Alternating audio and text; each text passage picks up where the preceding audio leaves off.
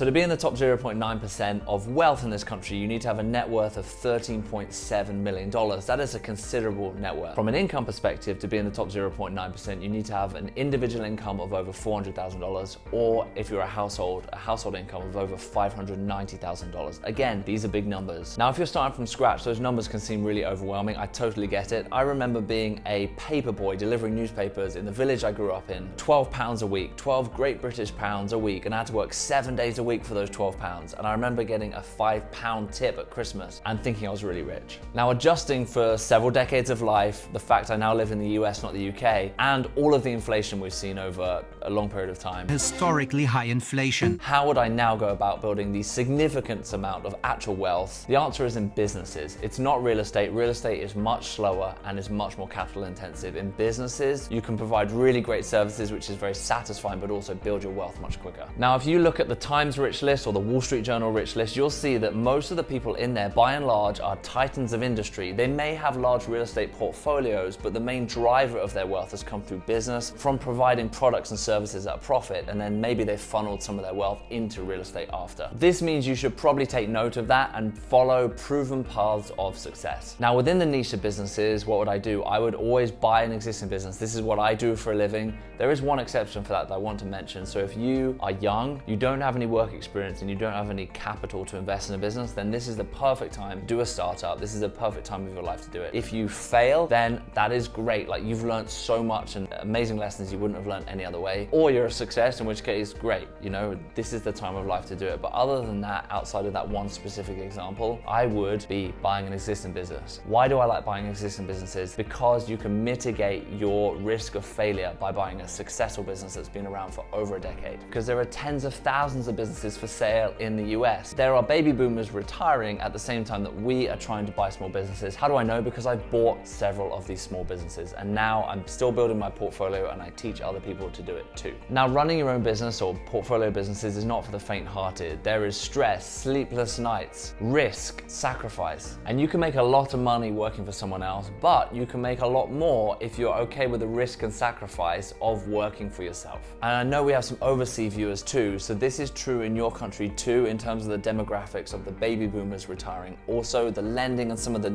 nitty-gritty and the details may be slightly different, but the overall trend is the same. If I wanted to be in the top 0.9% of the wealth and income in my country, I will do it by buying businesses, and more specifically, buying existing businesses. That is the best way to the top 0.9% wealth and income. I do not believe there is a single better method out there, plus it is a really fun journey. Thank you so much for watching. If you'd like to discuss my inner circle business buying community, then please book a discovery call with me below. This is James for Business Buying Brit signing off.